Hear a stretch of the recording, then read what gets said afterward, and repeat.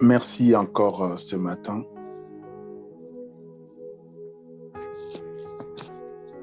Je voudrais parler d'un sujet rapidement. C'est un sujet que nous connaissons tous et j'ai bien voulu juste nous amener à réfléchir pendant ce temps parce que là, je suis en train de suivre un chronogramme de façon à ce que nous puissions être en accord avec les événements qui ont précédé la crucifixion, les événements qui ont précédé la mort de Jésus jusqu'à la Pentecôte. Et ce matin, vous me permettrez, c'est vraiment un sujet qui est très important, mais je pense que nous en avons entendu déjà beaucoup de fois et peut-être que nous-mêmes, nous en avons déjà parlé. Je voudrais nous parler un peu de l'attitude qu'ont eu les disciples après l'ascension. Et en cela, je vais beaucoup plus m'attarder sur leur comportement et leur agissement après l'ascension. Et je ne pense pas que j'ai vraiment décidé de ne pas être long, de ne donner que l'essentiel. Et je vais essayer par la grâce de Dieu d'assimiler cela avec la Philadelphie qui est la nôtre. Je vais lire la parole de Dieu. Nous sommes dans Actes des Apôtres, au chapitre 1er. Je pense que la première partie, nous l'avons lue la fois dernière quand je parlais de l'ascension et tout. Mais permettez-moi de toucher juste un aspect par rapport à l'attitude des disciples. Je vais lire la parole de Dieu dans les Actes des Apôtres. À partir du verset 13. Non, je vais commencer au verset 12. Alors, ils retournèrent à Jérusalem depuis les monts appelés des Oliviers, qui est près de Jérusalem à la distance d'un chemin des sabbats. Quand ils firent entrer, ils montèrent dans la chambre haute où ils se tenaient d'ordinaire. C'était Pierre, il cite le nom de tous les apôtres. Au verset 14, tous, d'un commun accord, persévéraient dans la prière avec les femmes, avec Marie, mère de Jésus, et avec ses frères, les frères de Jésus. Bien-aimés en Christ, permettez-moi de parler juste un tout petit peu de l'attitude des apôtres. Ils viennent d'assister à la crucifixion de Jésus et du coup, ils se dispersent, ils sont perplexes, ils se posent des questions, ils sont tellement inquiets que même leur avenir est sombre. Il y a les uns qui retournent à la pêche, les autres qui repartent à Emmaüs. Ils sont vraiment en débandade. Il se fait que le Seigneur fait encore dans sa grâce, de sorte à ce qu'ils se retrouvent encore ensemble. La Bible dit, il leur est apparu et il est resté à peu près 40 jours avec eux, parlant de choses du royaume. Je pense qu'à cet instant, les doutes, certains doutes dans les cœurs commençaient à se dissiper. Pierre qui doutait que le Seigneur pouvait ressusciter, il les voit pendant 40 jours. Et je pense même, c'est à ce moment-là qu'il a pris confiance en lui et qu'il a fait confiance à la parole de Dieu. Il a fait confiance à Jésus.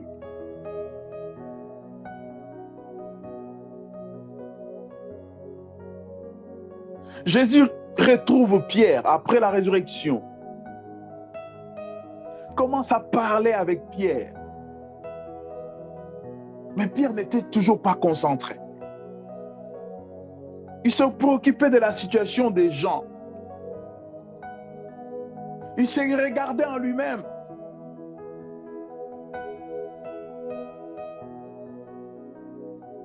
Jusqu'à ce qu'il dit au Seigneur, tu connais toutes choses. Tu sais qu'est-ce que je viens de te faire. Tu m'avais prévenu que j'allais te renier. Je ne t'avais pas cru. Mais cela est arrivé comme tu l'avais dit. Tu avais promis de mourir et de ressusciter le 3e jour. Je ne t'avais pas cru. Mais cela s'est passé comme tu l'avais dit. Maintenant, je ne veux plus aller dans le mensonge, Seigneur. Tu connais mon cœur, tu connais toutes choses. Tu sais de quoi je suis fait. Et la Bible dit, lorsqu'ils sont rentrés, ils montèrent tous dans la chambre haute, où ils avaient l'habitude de se retrouver. J'étais en train de penser à ça. Je me suis dit, est-ce que de l'ascension jusqu'à la Pentecôte, les disciples ne sont pas sortis de la chambre haute? C'est ça la question que je me suis posée. Et en réfléchissant sur cela, je dis, mais comment ils faisaient pour manger? La Bible dit, ils étaient plus. Là, au verset 13, nous avons 11 noms. Mais la Bible dit, ils étaient 120.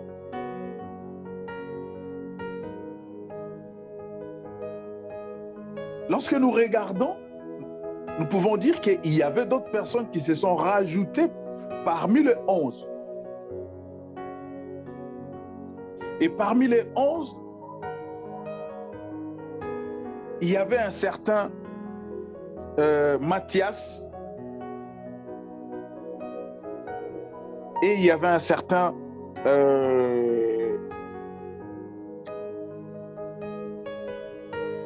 Akeldama. Non, pas Akeldama. Akeldama, c'est les champs que Judas avait achetés. Il y avait un certain Matthias, je disais, et un certain Justice. Voilà. Donc, tous ceux qui suivaient Jésus, qui avaient cru à son message, ils étaient dans la chambre haute. Et la Bible dit, ce qu'ils faisaient dans la chambre haute, ils ne faisaient que persévérer dans la prière.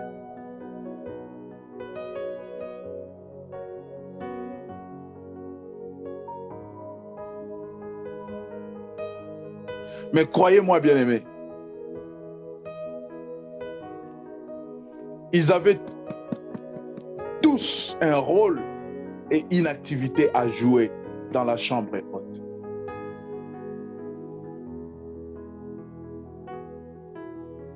Il y avait des femmes qui sortaient pour aller acheter de la farine, de l'huile, pour faire des gâteaux, faire du pain, qui préparaient pour que la communauté mange. Je pense même, il y avait des hommes qui vaquaient dans leurs occupations et à un moment donné, ils retournaient dans la chambre. Ils retournaient pour persévérer ensemble. Laissez-moi nous parler un peu. Je ne sais pas si on va mettre ce message sur YouTube, mais je voudrais nous parler à nous des deux aspects de la prière. Le premier aspect, c'est l'aspect public. C'est comme celui que nous faisons chaque dimanche, chaque mercredi et chaque vendredi. Cela est très important, bien-aimés, d'avoir dans l'idée et de comprendre que il nous faut prier en communauté. Il nous faut prier tous.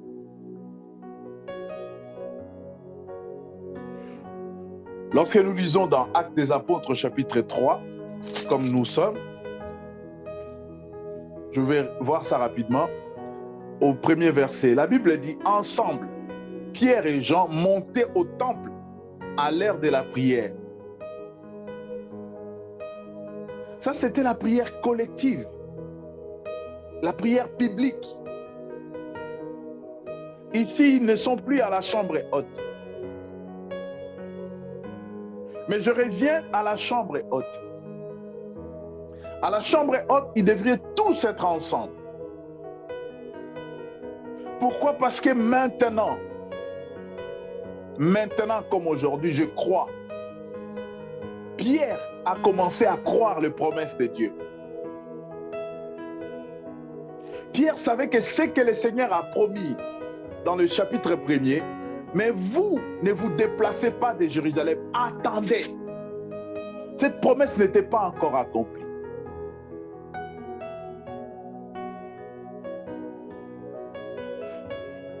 Pierre faisait de son mieux pour mettre tout le monde ensemble dans la chambre haute. Pierre avait maintenant la preuve de la véracité des promesses de Dieu. Il n'a pas baissé les bras. Pierre ne s'est pas dit non parce que bon voilà, on commence à être fatigué, on est là, ça fait depuis la résurrection, ça commence à faire trop. Au bout d'un moment, il faut... Non, Pierre ne s'est pas découragé. Mais il a cru la promesse.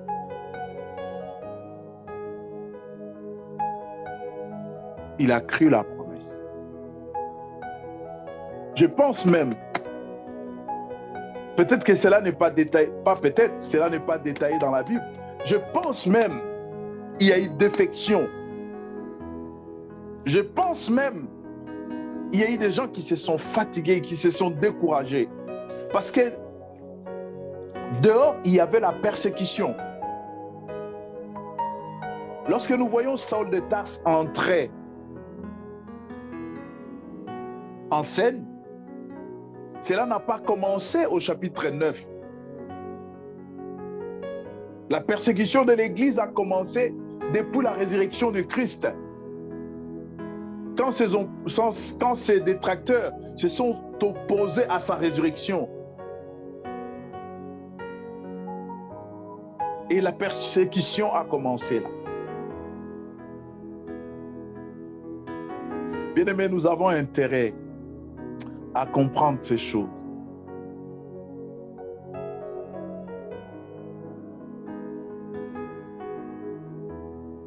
Nous avons intérêt, bien-aimés. Timothée n'a pas attendu de la résurrection jusqu'à la Pentecôte. Ni Tite, ni Priscille et Prisca, ni Évodie, tous ces noms que nous voyons dans les Actes des Apôtres après les événements des Actes chapitre 2. Je l'ai toujours dit, bien-aimé, on ne peut pas limiter Dieu dans sa façon de travailler, de fonctionner. On ne peut pas les cantonner dans un système, dans une méthode. Dieu n'en a pas besoin. Il est souverain.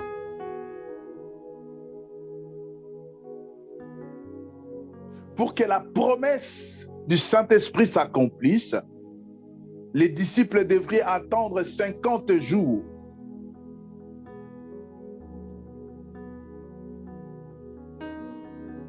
Mais lorsque Pierre, lorsque les apôtres se retrouvent dans la maison de Corneille, Corneille n'a pas attendu 50 jours.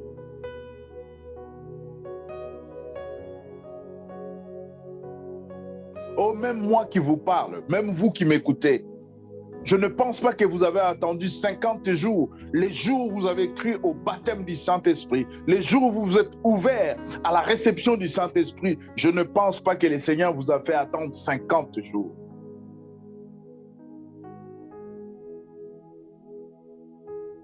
Prions Dieu, mais laissons Dieu faire ce qu'il est capable de faire, quand il veut, où il veut, comme il veut. Je parlais de la prière, de la persévérance dans la prière. Et je voudrais vous parler ici de deux aspects de la prière que je vais ancrer, je vais insister pour que cela soit ancré dans la vie de la Philadelphie. À partir de ce matin, je prie et je souhaite à ce que, après que nous aurions écouté ce message, je sais que frère Odon, frère Serge Family, vous m'écoutez. Frère Satel, peut-être qu'il aura le temps. Frère Jacques et les autres, ils auront peut-être le temps s'ils veulent bien l'écouter. Je ne sais pas, on va le mettre dans le groupe, je ne sais pas. Mais j'aimerais que nous puissions retenir ces deux aspects et travailler là-dessus. J'ai dit, Pierre et Jean montaient au temple à l'heure de la prière. C'est la prière que nous faisons ici. Il est 20h30. Le mercredi, le vendredi, je veux me connecter. Il est 10h, je veux me connecter les dimanches. Ça, nous le faisons. Il n'y a aucun problème là-dessus. Il n'y a aucun problème. Ça, je suis convaincu que nous nous efforçons de le faire. Mais est-ce que, hormis les prières de mercredi, de vendredi et de dimanche, quel est autre moment de la journée, de la semaine, où nous prenons ne fût-ce qu'un temps? Je ne limite pas la prière à 1 heure. Quand Jésus dit aux disciples, vous n'avez pas pu tenir 1 heure, ce n'est pas une doctrine. C'était un exemple. Jésus ne limite pas la prière qui commence à 1 heure. Sinon, même devant la fille de Jairus, la Bible dit Jésus a prié, même quand il a pris le pain ou le poisson pour les multiplier, il a prié, il n'a pas tapé 1 heure. Quand on dit que Jésus allait prier de nuit, il ne tapait pas 1 heure.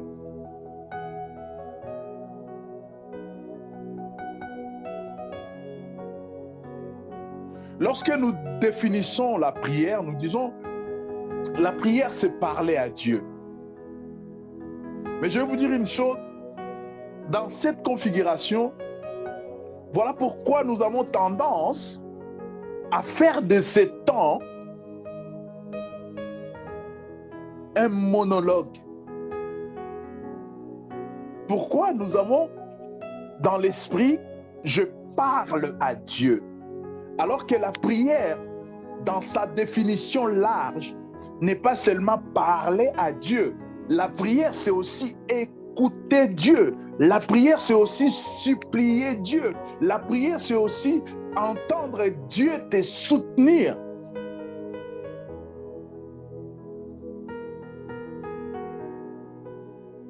Lorsque nous dirigeons la prière, bien-aimés, prenons le temps, après le temps de la prière, d'observer un temps d'écouter Dieu. Prenons le temps, ne soyons pas pressés. Changeons un peu nos habitudes. Vous pensez que Dieu, même en public, Dieu ne veut pas nous parler? Pourquoi nous n'avons pas de prophéties au téléphone?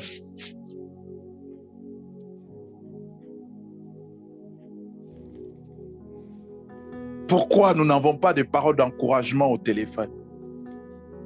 Parce qu'après que nous avons parlé à Dieu, papa, papa, papa, papa, papa, papa, papa, papa, papa, papa, papa, papa, amen. Nous allons prier pour la parole. Oui, Dieu nous parle aussi au travers de la parole. Mais le fardeau que Dieu met à son peuple, les révélations que Dieu donne à son peuple, peut-être qu'il ne peut pas le donner au prédicateur. La parole, c'est bien. Mais Dieu parle. Dieu parle.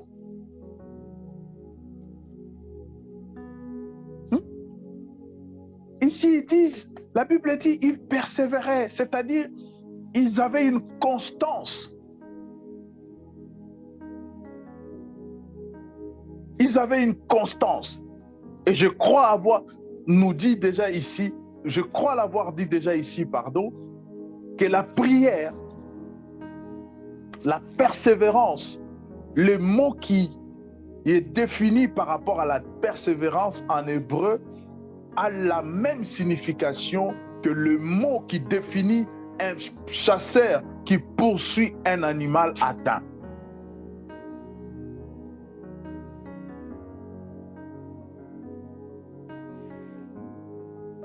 J'ai déjà vu à la télé un peuple, je ne sais pas si c'était au Kenya ou un truc comme ça.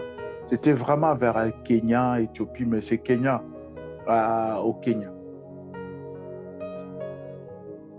Un chasseur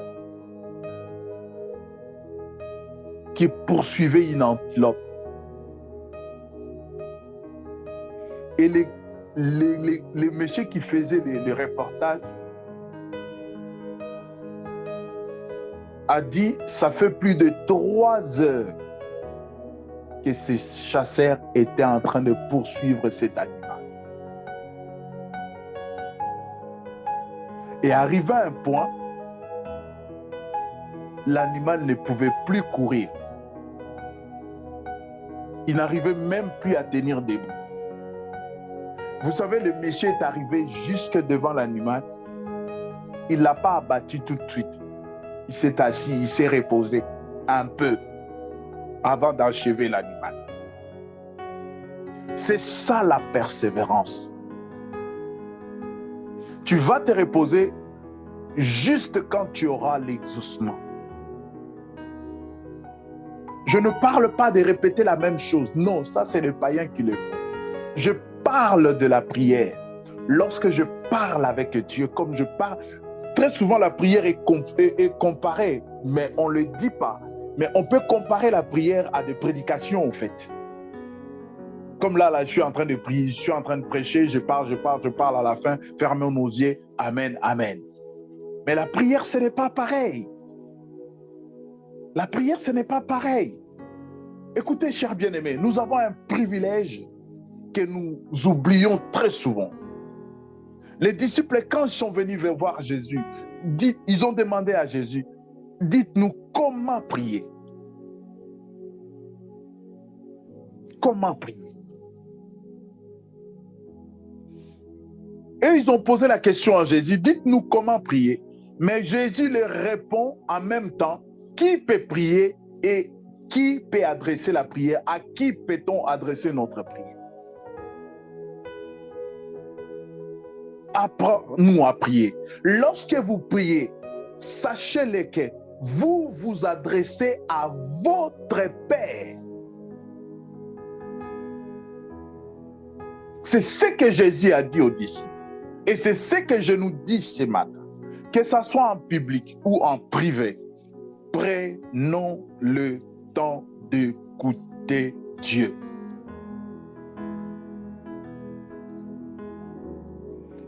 Prenons le temps d'écouter Dieu.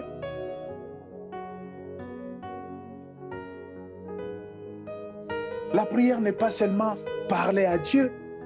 Voilà pourquoi Paul il dira même dans des Éphésiens, il dira, faites en tout lieu des prières faites en tout lieu des prières.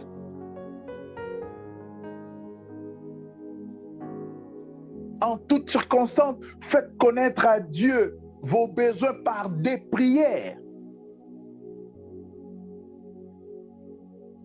Prier quoi? C'est s'adresser, c'est aller trouver ou avoir recours, invoquer, appeler à son secours, supplier, implorer, intercéder.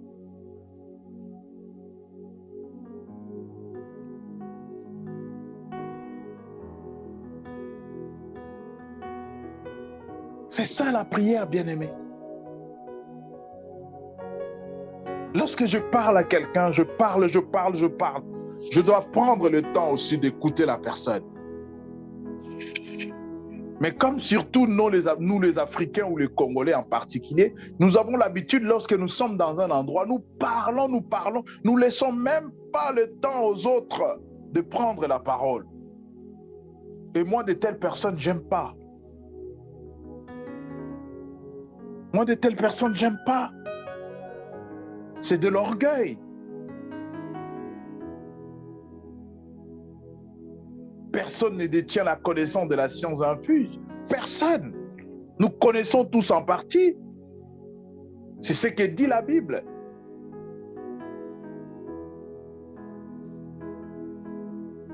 La personne qui a inventé l'avion,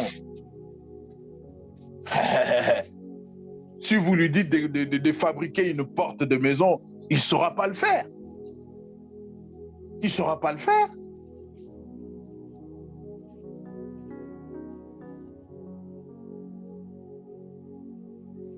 Pasteur qui a inventé les vaccins contre la rage, si vous lui dites de réparer une voiture, il ne saura pas le faire. Personne ne détient la science infuse. On se complète. Tu es bon dans ton domaine. Gloire au Seigneur. C'est ça même qui a tué les Africains et qui tue l'Afrique.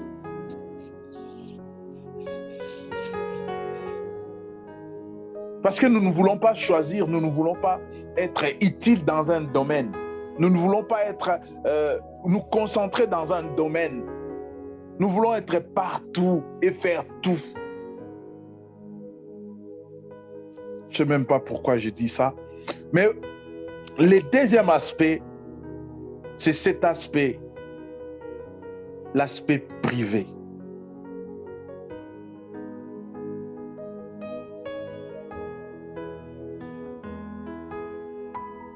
Et c'est sur cet aspect que je vais beaucoup plus le rappeler ici à la Philadelphie.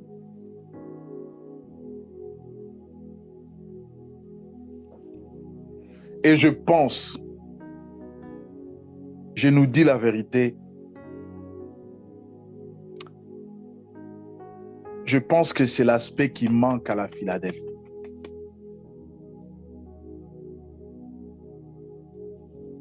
C'est l'aspect privé.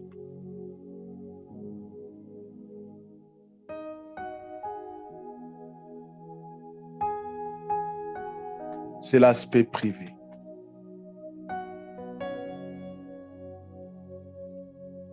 Où Jésus dit, lorsque vous priez, entrez dans votre chambre.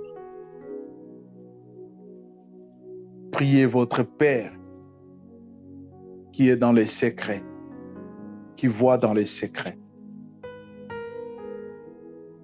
Bien-aimés, même moi qui vous parle,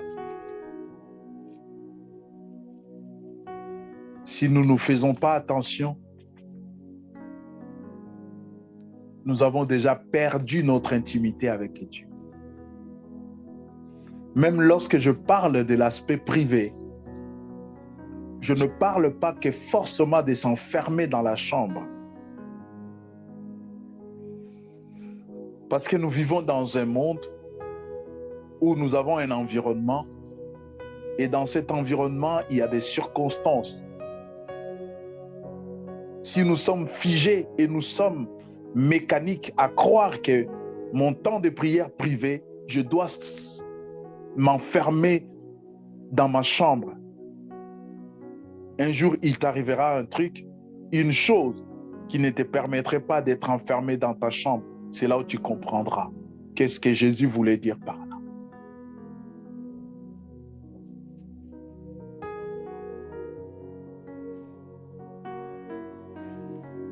Pendant que je suis en train de parler à vous, dans mon cœur, je prie le Seigneur. Pendant que je peux rester à table avec ma famille, dans mon cœur, je discute avec le Seigneur.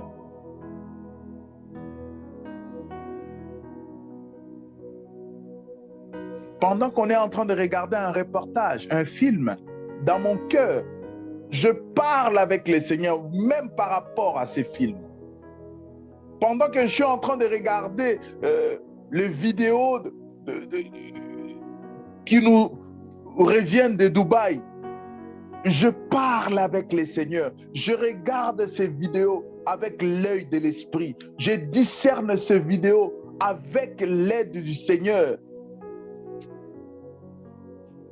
Je me pose des questions. Je pose des questions à Dieu. Pendant que nous regardons, nous avons pitié de ces jeunes femmes. Nous nous intriguons, nous posons des questions. Pourquoi toutes ces choses? Moi, je parle avec le Seigneur. Je parle avec le Seigneur.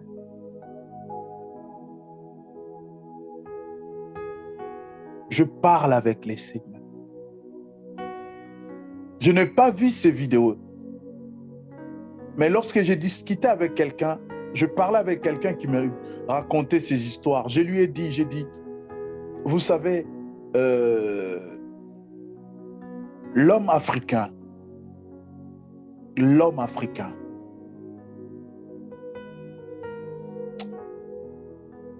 il est tellement distrait. Je ne sais pas, c'est dû à quoi. Je ne sais pas.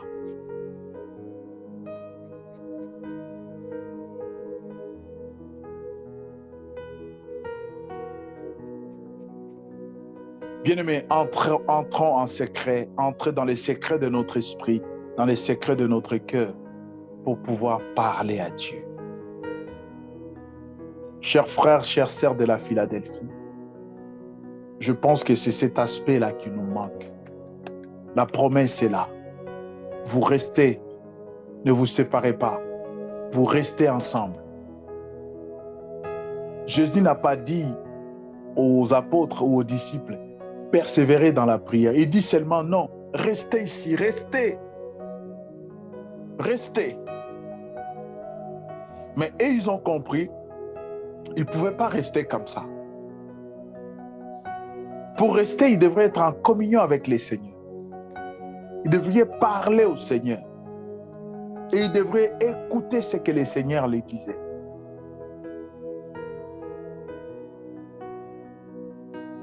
Et c'est comme cela que l'Église, le message de l'Église nous est arrivé. Bien-aimé, Dieu nous a appelés à la Philadelphie pour amener un message à un peuple.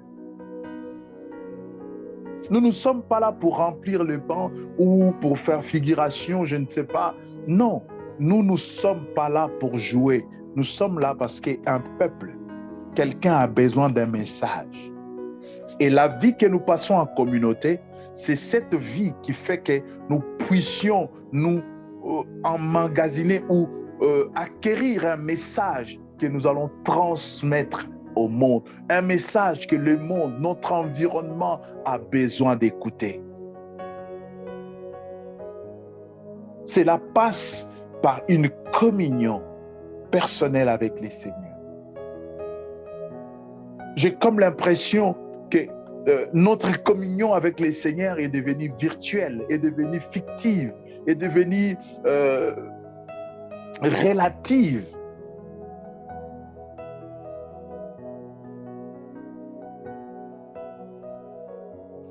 Je vais finir pour dire ceci. Bien-aimés, sachez-le qu'à chaque fois nous pensons que Dieu n'est pas là, c'est à ce moment-là que Dieu est là.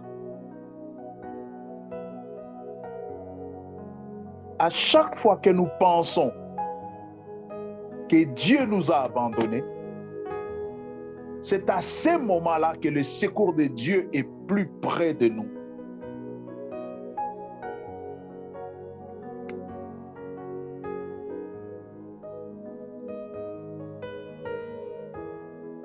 Jésus, le Fils de Dieu, à la croix,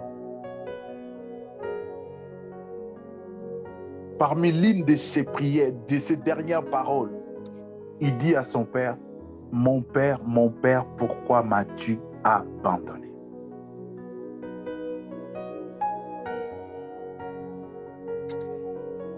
Géasi, le serviteur d'Élisée, il voit une armée. Il dit à son maître, c'est foutu, on est mort. Les Israélites arrivent devant la mer Rouge. Ils disent, oh purée, pourquoi on a suivi ce monsieur? Dieu était là. Dieu était là.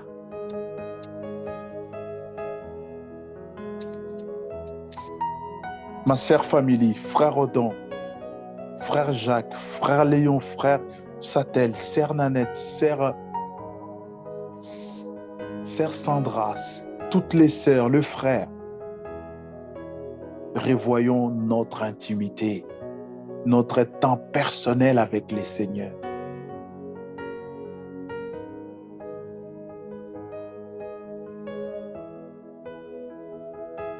Quand on parle de l'intimité, c'est ce qui est caché.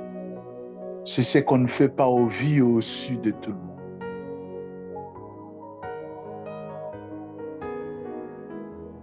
Tendre Père, bénis quelqu'un, touche quelqu'un au travers de ces messages. Je te rends grâce, Papa, merci.